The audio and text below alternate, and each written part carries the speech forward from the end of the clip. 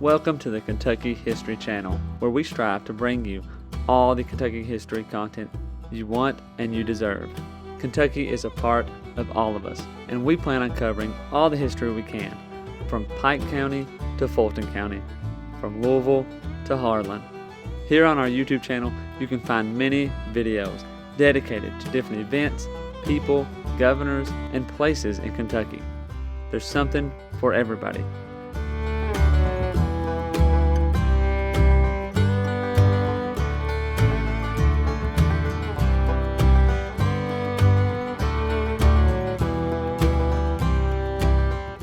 While you're here, if you like the channel, hit the subscribe button and the notification button so you get notified anytime new Kentucky history is available. And if you want to support the channel, we have a Patreon page as well, or patreon.com/KYHistoryPod.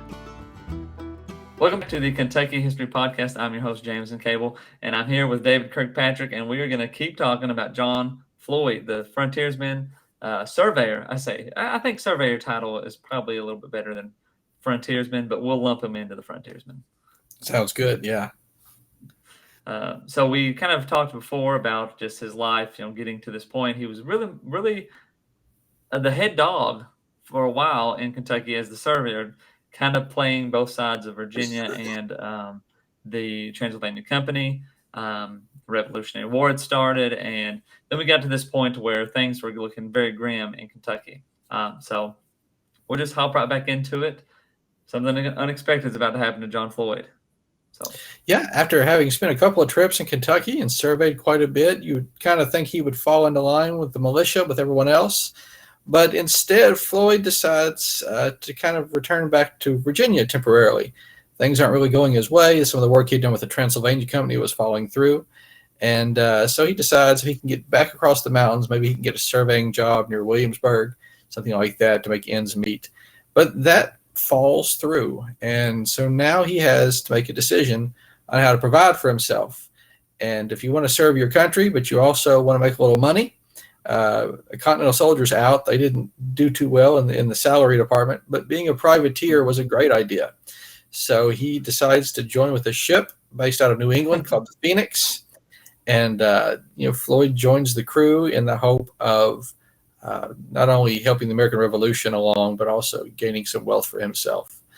That does not really work out, though. The ship sails for the West Indies, and on the way back, it's captured by a British ship, the Goleta, and it's taken to New York Harbor.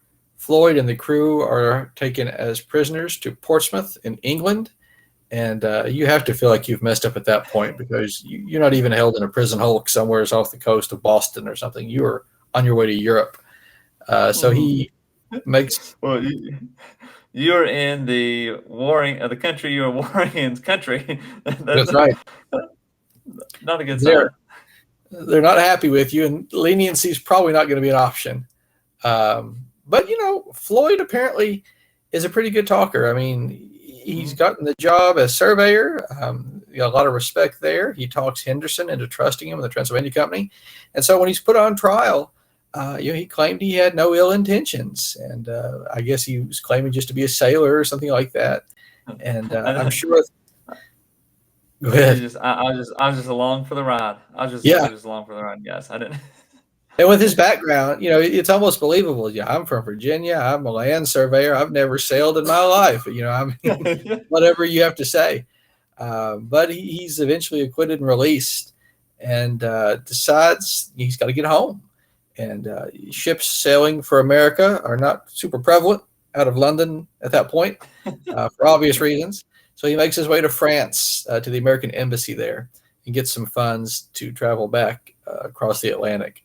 Now, according to one of his descendants, Marie Antoinette gave him a pair of silver shoe buckles because he had walked to Paris. Hard to tell if that's true or not. I hope so, though. It's a neat story.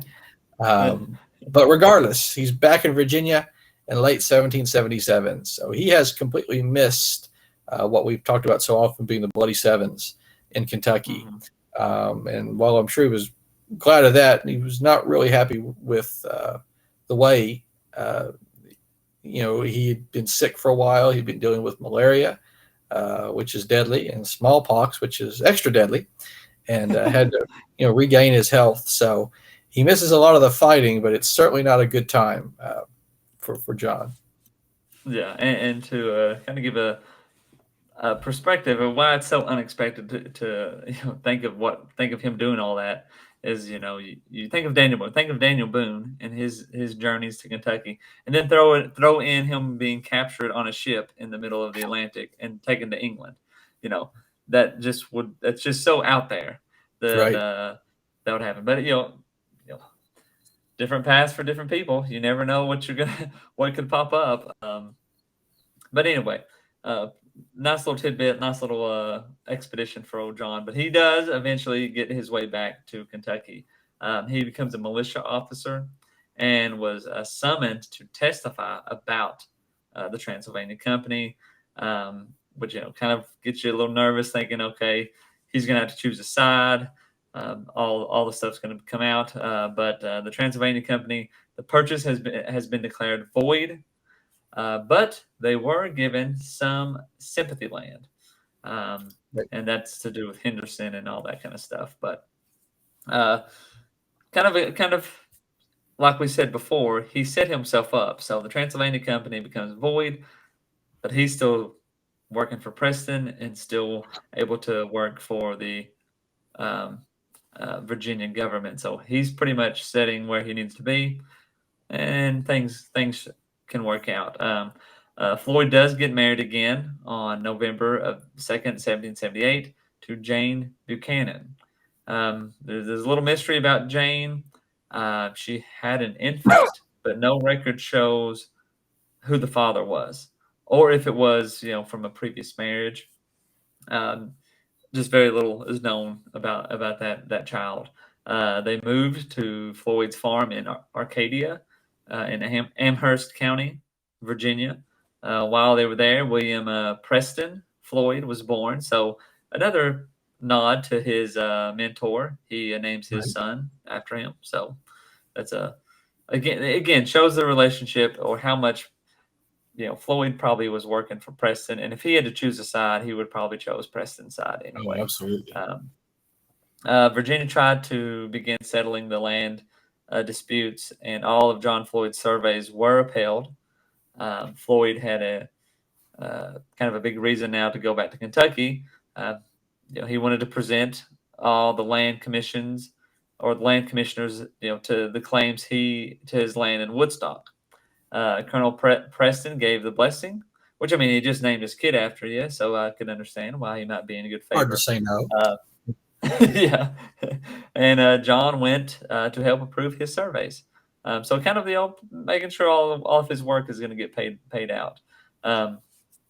This time, though, Floyd brought his whole family with him and moved to the Beargrass Creek, his other land claim, and not Woodstock, which I kind of found he was very, seemed to be focused on getting his Woodstock claim, approved. But he went to the Beargrass Creek area, which is the Louisville area. They crossed the mountains. They headed to Harrodsburg. The place had changed a lot, and now the fort was overcrowded, kind of forcing Floyd and his family to stay in a tent outside of the fort walls. Amazing to think within that many years, let's see, 4 years, he went to Fort Harrod or to Harrodsburg, and nobody was there because it was so rough. To 4 years later, he's going and it's overcrowded. People are just everywhere. So Right.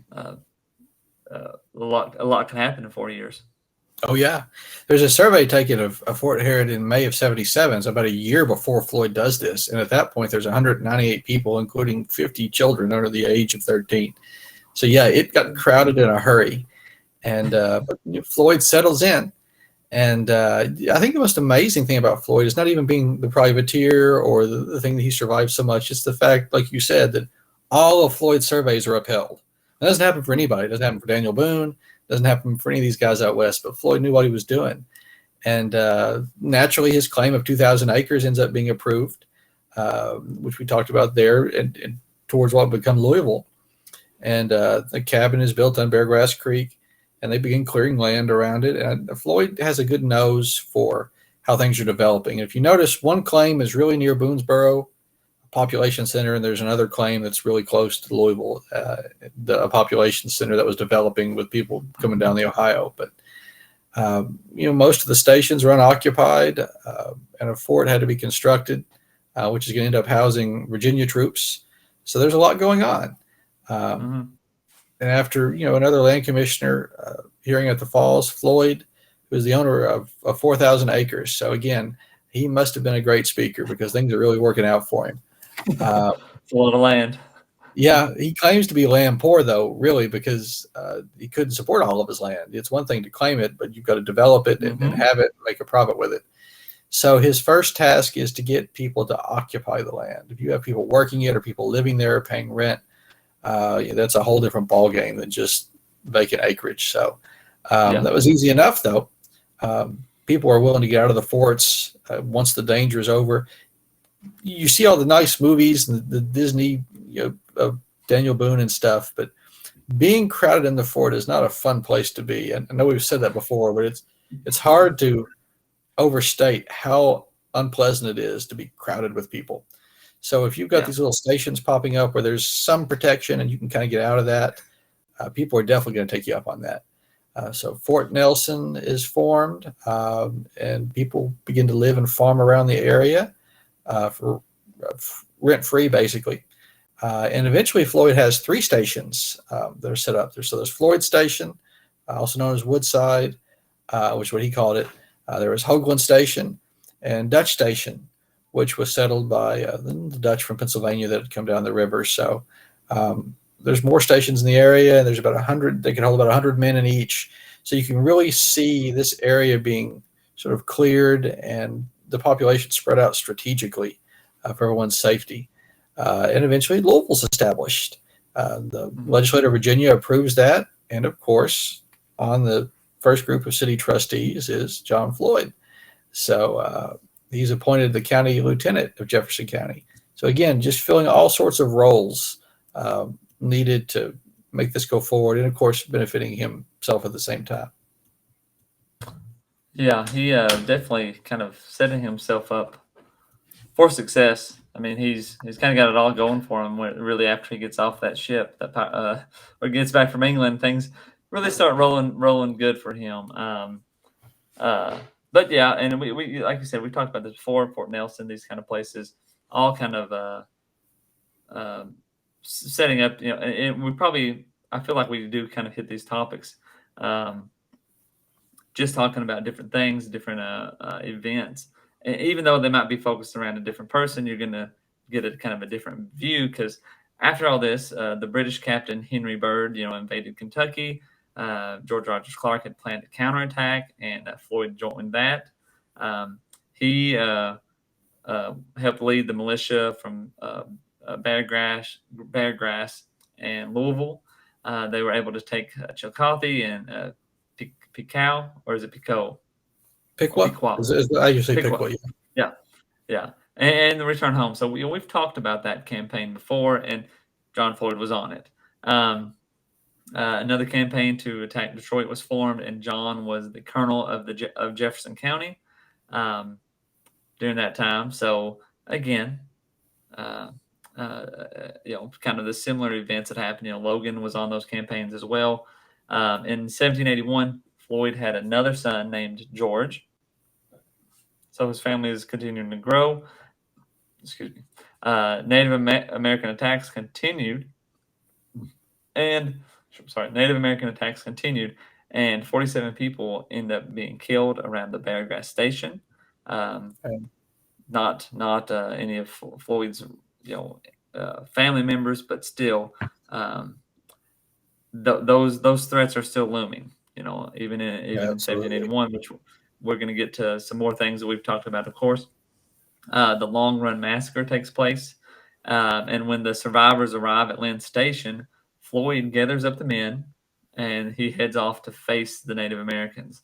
When he arrives there, he notices quickly that he's outnumbered, and many of his men were killed, but they were able to retreat by charging through the ranks of the Native Americans. but Risky. Floyd was shot. Yeah, yeah. Floyd was shot and his horse was killed. But Bland Ballard was was there and was able to, or it is believed that it was able to help Floyd, and it's believed that it was an ambush set by the Native Americans, because some kind of showed themselves, Right. to get Floyd and them to attack. Um, but yeah, they were pretty much flanked and shot at on both sides. So it looks like a bit of a definite ambush situation. Absolutely. It's one of those things that the folks that are ambushed later at the Blue Licks should have taken note of. But yeah, Yeah, because yeah. that's not too long after this. But also in 1781 is a big win. We don't always think of the East connecting with the West very well, but it has a huge impact.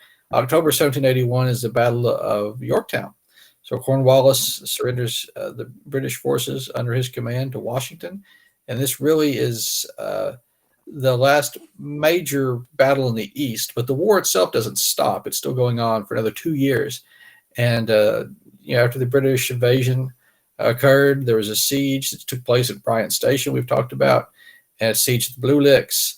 And accounts differ on whether Floyd was at the battle or not, but in either scenario, it certainly was not a win for the Hmm. Kentucky settlers. So after Blue Licks, and we don't talk about this very much, there is another invasion that takes place in Jefferson County when 150 Native warriors staged a night attack on a place that's called Kinchlow Station. And I looked that up a long time ago, exactly where in Jefferson County that's at, and I forget now. But, Floyd pursues the enemy and eventually realizes he's outnumbered. And sometimes valor, the better part of valor is to retreat and fight another day. So he does that. But Hmm. again, he's on another retaliatory raid with Clark before too awful long. And again, he's given command over Jefferson and Fayette County's men. So a larger contingent of the people there. Of course, Ben Logan is also there. He's bringing the Lincoln County men.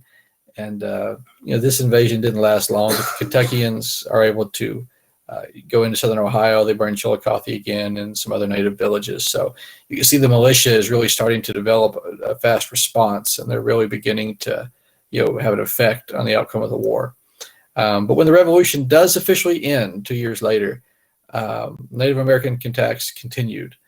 Even if the British were not going to support them, they were determined to fight for what they viewed as theirs in Jefferson County and other parts of Kentucky. So Floyd begins construction on a family home in the midst of all this and is trying to settle down and make a life for himself in this place that he spent so much time surveying.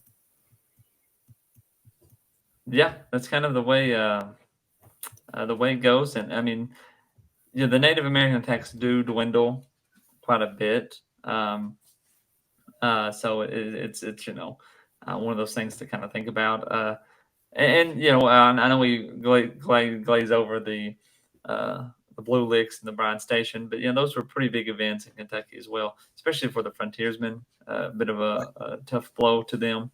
Um, but overall, things start to settle down. Like we said, he begins to construct a family home.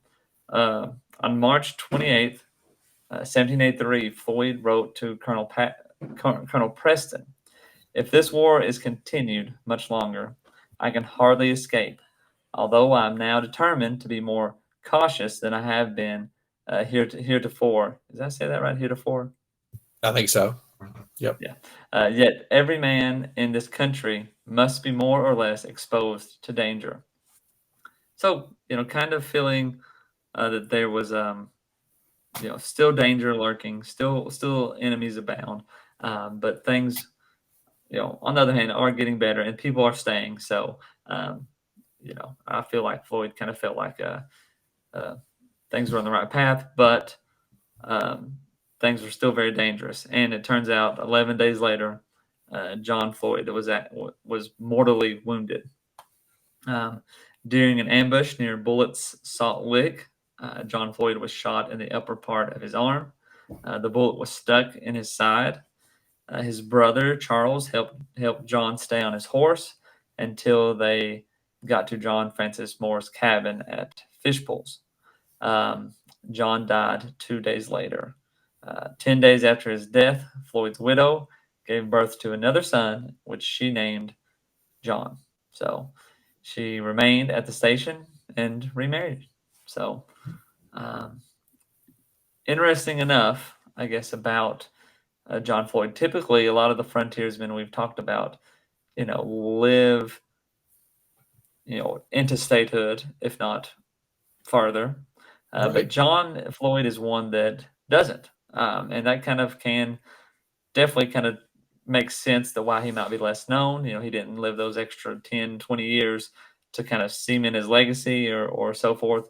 Um, but, still, nonetheless, an interesting and worthy Kentucky frontiersman. Um, Right. your thoughts?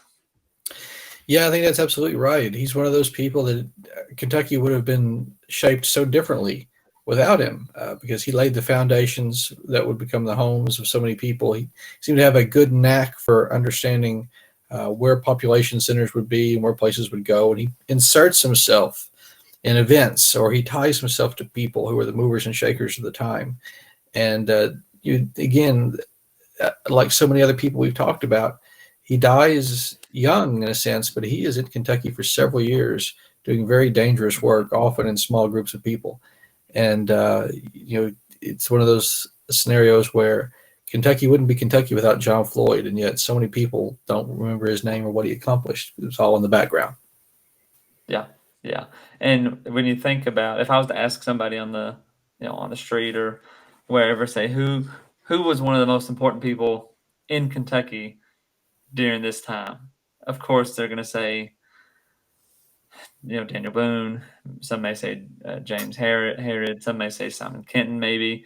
And if Yeah, you dig deep, some people may even say Benjamin Logan. But who had the most power in this time, or who had a lot of power? Maybe not the most, but who it was very influential. It would have been John Floyd. I mean, he was willing and dealing those land grants or those land surveys, and in a lot of ways, he determined where people lived or what land they got, and that's a lot of power. it Um, is. yeah, I mean, And like you say, he holds it consistently, whereas Boone's fortunes are up and down. Floyd is mhm. consistently at the forefront of all that. Yeah, and it makes you think, two things, and it's we've talked about this before too. John Floyd was just a really good surveyor, and Daniel Boone was not, or John Floyd had the connections and Daniel Boone did not. Right. Now, Boone, of course, had the Henderson connection, but Floyd really played himself right in there really well and was on both sides and was Oh, able yes. to come out because once the Transylvania Company becomes purchase becomes void, then anything Boone has done really is void as well. And John Floyd had already set himself up to be right in the middle of both sides. So, and he had that political connection with Preston. So Absolutely. very important, very important. Yeah. Anything else on Floyd? Hey, that sums it up well. It's good to have his name back out there for people to remember. Yeah, I agree. And we'll probably, if not already, this will come out at a predetermined time or a TBD or not yet determined time.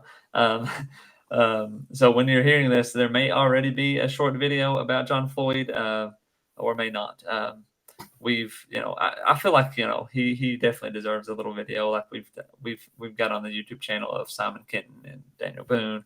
Definitely fits in that frontiersman mode or time period.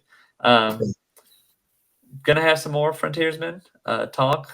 A few more. We're kind of running out of the big ones or the ones that are easily accessed. Um, Right.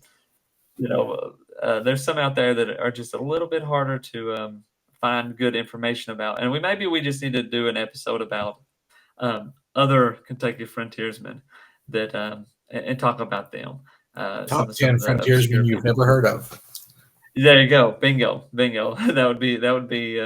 That would be a good way maybe to wrap up our frontiersmen uh, time because we've covered quite a bit of them and all noteworthy in their own way. And of course we've talked about this coming up. Our next endeavor will be The New Republic, is that what we called it? The New I Republic? think so. Yep. Right? I think that has a good ring to it. We'll start talking about, statehood, some of the first governors, and just how things started to get going about, 1792. Absolutely. There you go. Well, anything else before we go? I think we've covered it. All right, I think so too. Thanks again for listening, and we'll see you next time.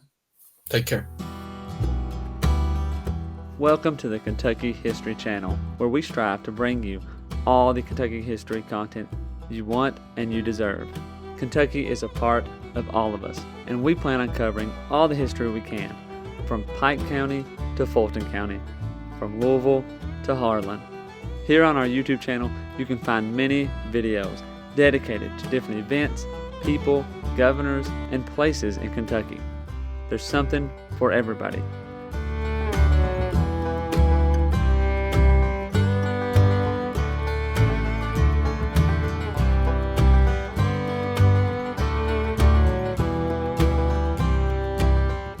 While you're here, if you like the channel, hit the subscribe button and the notification button so you get notified anytime new Kentucky history is available. And if you want to support the channel, we have a Patreon page as well, or patreon.com/kyhistorypod. You've probably heard about Daniel Boone, but what about the rest of the frontiersmen who came to Kentucky and settled? That's what we want to bring to the Kentucky History Channel. The stories of the untold, the stories of those forgotten. One thing to expect on our channel is great Kentucky content. Some stories that you've never heard of. The Night Riders, who began in western Kentucky. Bloody Monday, the riots in Louisville.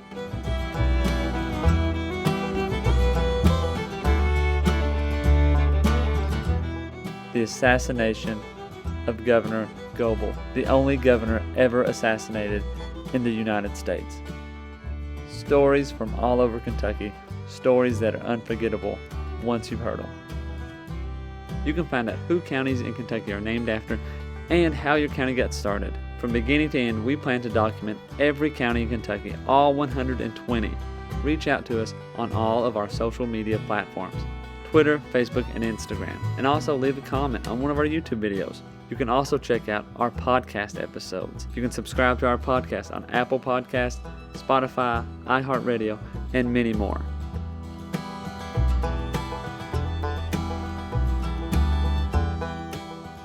We're always seeking to find more Kentucky history so we can bring it to you. The viewers, the listeners, we want all the stories and all the events from Kentucky's great history to be told and shared everywhere.